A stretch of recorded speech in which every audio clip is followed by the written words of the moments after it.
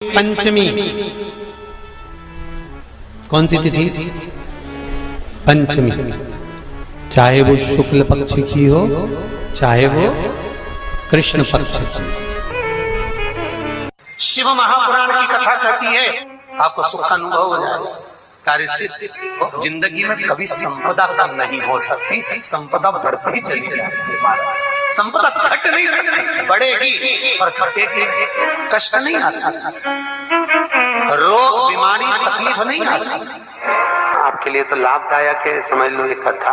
शास्त्र कहता है कि जिसके घर में संपदा की कमी हो, पैसा आ ही नहीं रहा हो, सब दूर उलझ गया हो, बहुत टेंशन चल रहा हो, पंचमी तिथि के दिन गन्ने का रस जानते हो, ईख का रस, गन्ने का रस तुलसी जी के क्यारे में हाथ में लेकर 7 बार अपना नाम और गोत्र बोलकर छोड़ दो। जिंदगी में 3 साल में तो करोड़पति बनकर बैठ जाओगे, कभी लक्ष्मी की कमी नहीं आ सकती। तैयारी में बैठे रहोगे कि फिर पंचमी तिथि आए। 3 मंत्रों का स्मरण शिव महापुराण में कहा गया है। पहला ओम नमः शिवाय, दूसरा मार्कंडू जी के पुत्र मार्कंड के पुत्र मार्कंडे, मार्कंडे जी की उम्र थी मात्र 12 वर्ष जीवित रहने की, पर पिताजी ने कह दिया था कि तू शंकर का भजन कर, तू शिव का स्मरण कर। अगर तूने शंकर का भजन करा तो यह पक्का है कि अकाल मृत्यु वो मरे जो काम करे चंडाल का, काल उसका क्या बिगाड़े जो भक्त हो महा काल का। काल का हरण करने वाला एक ही हो सकता है, वो महाकाल हो सकता है, उसके सिवा कोई नहीं। मार्कंडे जी से कहा तेरी उम्र 12 वर्ष की है, केवल 12 वर्ष।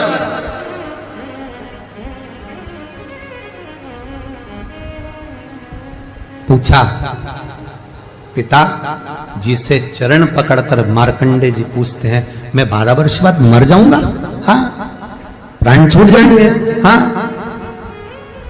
कथा सुनी थी पिताजी के मुख से कि यमराज आता है, पाड़े पर बैठकर गदा लेकर आता है, बड़ी बड़ी मूंछें हैं, काला स्वरूप है, मुकुट सोने का पहनता है, हीरे का, उसमें एक रतन लगा होता है, गले में भी स्वर्ण, उसमें हीरे जड़े होते हैं, काला विग्रह होता है यमराज का, और वो अपने दूतों के साथ आकर पास डालकर बांध कर ले जाता है। तो उस मार्कंडे को वो चरित्र याद। आज अंतिम दिन 12 वर्ष की वो घड़ी, वो पल, वो क्षण आ गया जब मार्कंडे जी के प्राण छूटना है।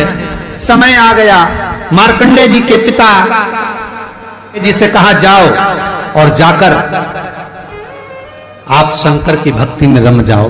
पिताजी और माताजी भी लग गए, मार्कंडे जी भी लग गए। मार्कंडे जी को लेने के लिए यमदूत आ गए, डर गया।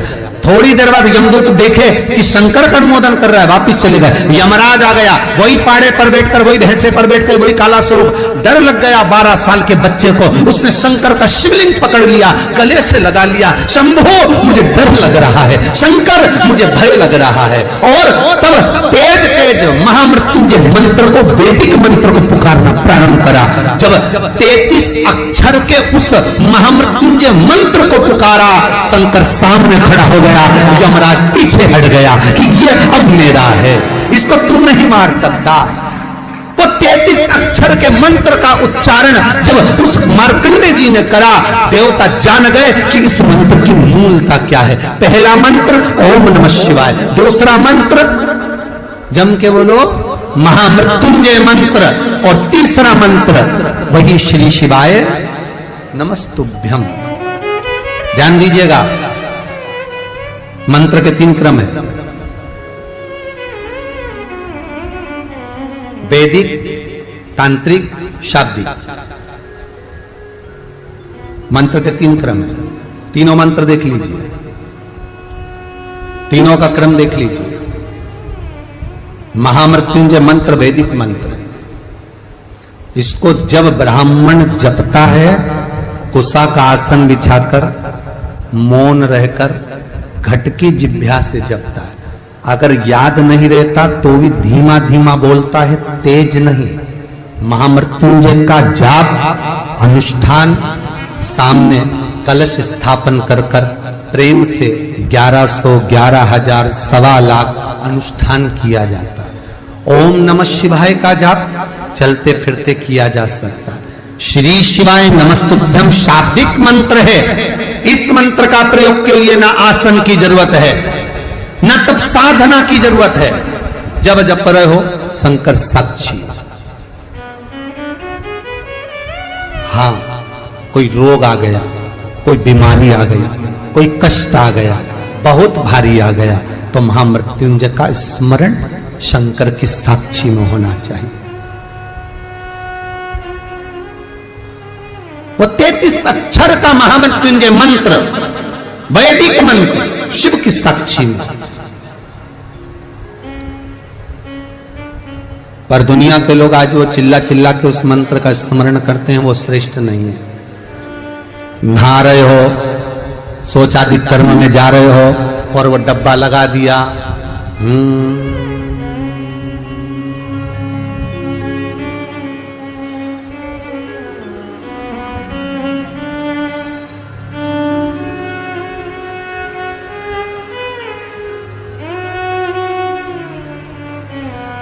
अब मंत्र चल रहा है, आप मन से बोलिए, बोलना आवाज नहीं आना चाहिए।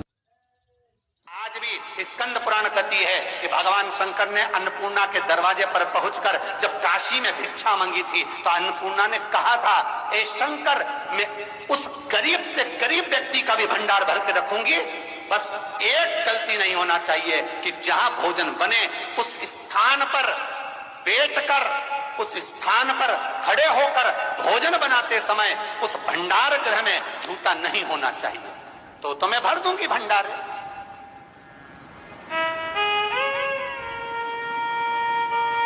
जिस प्लेटफॉर्म पर खड़े होकर माताएं भोजन बनाती, सब्जी बघारती, वहीं पे हाथ में लेके चख लेती।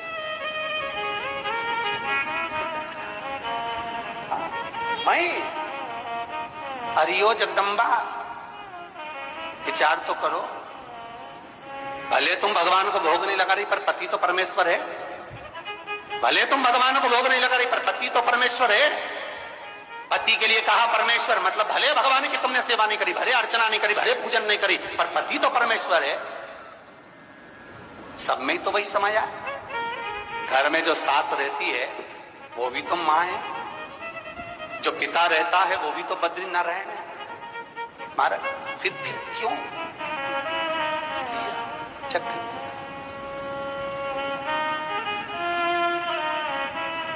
तुम चक चक कर भी बनाना तो भी तुम्हारे घर में स्वाद नहीं रहेगा। और जिस मंदिर में, आश्रम में, भंडारे में जब तक भगवान का भोग नहीं लगता तब तक चखा नहीं जाता, चाहे नमक डला ना डला, मिर्ची डली ना डली, शक्कर डली ना डली, भंडारे के भोजन में जो मिला दिया, आखिरी में फिर भगवान ने अगर पा लिया तब चखा गया कि अब भोजन में स्वाद है कि नहीं है। तो कभी अन्नकूट की जो सामग्री बनती है, सब्जी बनती है, राम भाजी बनती है, राम भाजा बनता है, मिक्स वेज सब्जी बनती है, भगवान के भंडारे की कद्दू की सब्जी बनती है, उसमें आप भले मिर्ची ना डली, नमक ना डला, फिर भी घर में एक पूरी खाते होगे, वहां 4 निपटा क्या होगा? क्यों? क्योंकि वहां अन्नपूर्णा स्वयं देने के लिए तैयार खड़ी है। और हमारे घर में तुम चक चक के बना रही, बेटे को दूध भी दे रही तो बोतल में से 2 बूंद टपका के पहले चक ले रही। बाहर चले जाओ, बाहर चख सकते हो, बाहर जाकर पाओ, फिर बच्चे के लिए दूध में शक्कर मिला लो। चाय बनाते हुए गैस के ऊपर चाय रखी है, मई उकल रही, मई से चाय की चन्नी से लेके फिर चख ली। कैसे आए रे अन्नपूर्णा, ये तो बताओ। लोग कहते हैं हमारे घर में सारा सुख है गुरुजी, पर शांति नहीं है। हमने शांति ना जाने चली गई क्योंकि किचन में किच किच भरा गई। शांति कहां से होगी?